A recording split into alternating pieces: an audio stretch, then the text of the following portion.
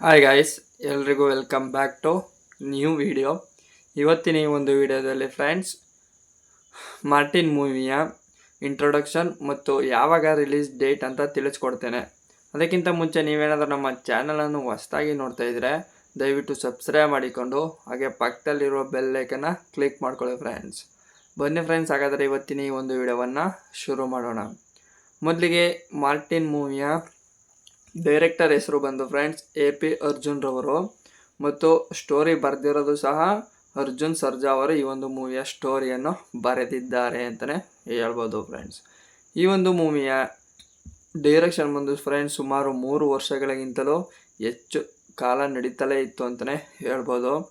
ಇವತ್ತು ಡೇಟ್ ಹಾಕ್ತಾರೆ ಮತ್ತು ಅದನ್ನೂ ಸಹ ಮುಂದೂಡಿಕೆ ಮಾಡ್ತಾಯಿದ್ರು. ಯಾವುದೇ ಡೇಟ್ ಕೂಡ ಕರೆಕ್ಟಾಗಿ ಫಿಕ್ಸ್ ಮಾಡ್ತಾ ಇಲ್ಲ.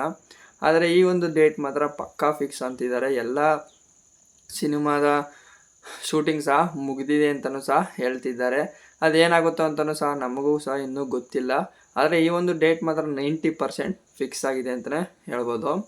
ಮತ್ತು ಈ ಒಂದು ಮೂವಿಯ ಹೀರೋ ಮತ್ತು ಹೀರೋಯಿನ್ ಬಗ್ಗೆ ನೋಡೋದಾದರೆ, ಹೀರೋ ಬಂದು ಫ್ರೆಂಡ್ಸ್ ಧ್ರುವ ಸರ್ಜಾರ್ ಅವರು ಈ ಒಂದು ಮೂವಿಯಲ್ಲಿ ಹೀರೋ ಆಗಿ ನಟಿಸಿದ್ದಾರೆ.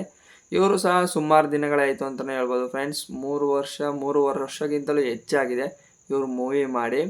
ಆದರೂ ಸಹ ಈ ಒಂದು ಮೂವಿಯ ಬಗ್ಗೆ ದೊಡ್ಡದಾದ ಒಂದು ನಿರೀಕ್ಷೆ ಇಟ್ಟುಕೊಂಡು ಈ ಒಂದು ಮೂವಿಯನ್ನು ಮಾಡುತ್ತಿದ್ದಾರೆ ಅಂತಲೇ ಹೇಳ್ಬೋದು. ಇದು ಕೂಡ ವರ್ಲ್ಡ್ ವೈಡಲ್ಲಿ ರಿಲೀಸ್ ಆಗ್ತಿರೋದ್ರಿಂದ ದೊಡ್ಡ ಮಟ್ಟದಲ್ಲಿ ಸಕ್ಸಸ್ ಕಾಣುವ ಸಾಧ್ಯತೆ ಹೆಚ್ಚಾಗಿದೆ ಅಂತಲೂ ಸಹ ಹೇಳ್ಬೋದಾಗಿದೆ ಫ್ರೆಂಡ್ಸ್. ಮತ್ತು ಹೀರೋಯಿನ್ ಆಗಿ ವೈಭವಿ ಶಾಂದಿಲ್ಯ ಅವರು ನಟಿಸಿದ್ದಾರೆ. ಇವರು ಸಹ ಒಂದು ದೊಡ್ಡ ಮೂವಿಗಳನ್ನ ಮಾಡ್ತಾನೇ ಇದ್ರು.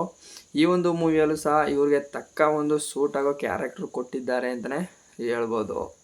ಮತ್ತು ಇನ್ನೂ ಹಲವಾರು ಬೇರೆ ಕ್ಯಾರೆಕ್ಟರ್ಗಳನ್ನ ನೋಡೋದಾದರೆ, ಸುಕೃತ ವಾಗ್ಲೆ, ಅಚ್ಯುತ್ ಕುಮಾರ್, ನಿಖಿತಿನ್ ದೇರ್, ಅನ್ವೇಷಿ ಜೈನ್ ಮತ್ತು ಇನ್ನೂ ಮುಂತಾದವರುಗಳು ನಟಿಸಿದ್ದಾರೆ ಅಂತಲೇ ಹೇಳ್ಬೋದು ಫ್ರೆಂಡ್ಸ್. ಮೇಯ್ನಾಗಿ ಇಷ್ಟು ಜನ ನಟಿಸಿದ್ದಾರೆ. ಮತ್ತು ಈ ಒಂದು ಮೂವಿಯ ರಿಲೀಸ್ ಡೇಟ್ ಬಗ್ಗೆ ನೋಡೋದಾದರೆ 11 ಅಕ್ಟೋಬರ್ 2024ರಂದು ರಿಲೀಸ್ ಆಗುತ್ತೆ ಅಂತಲೇ ಹೇಳ್ತಿದ್ದಾರೆ ಫ್ರೆಂಡ್ಸ್. ಅಂದರೆ ಇನ್ನೊಂದು 2 ಮಂತ್ಸಲ್ಲಿ ಈ ಒಂದು ಮೂವಿ ರಿಲೀಸ್ ಆಗುತ್ತೆ ಅಂತಲೇ ಹೇಳ್ಬೋದು. ಮತ್ತು ಈ ಒಂದು ಮೂವಿಯ ಪ್ರಮುಖ ಲ್ಯಾಂಗ್ವೇಜ್ ಕನ್ನಡ, ಮತ್ತು ಇನ್ನೂ ಹಲವಾರು ಲ್ಯಾಂಗ್ವೇಜಲ್ಲಿ ಕೂಡ ಡಬ್ ಆಗೋ ಸಾಧ್ಯತೆ ತುಂಬ ಇದೆ. ಯಾಕಪ್ಪ ಅಂತಂದರೆ ವರ್ಲ್ಡ್ ವೈಡಲ್ಲಿ ಕೂಡ ರಿಲೀಸ್ ಆಗ್ತಾ ಇದೆಯಲ್ಲ, ಅದಕ್ಕೋಸ್ಕರ ಅಂತಲೇ ಹೇಳ್ಬೋದು ಫ್ರೆಂಡ್ಸ್.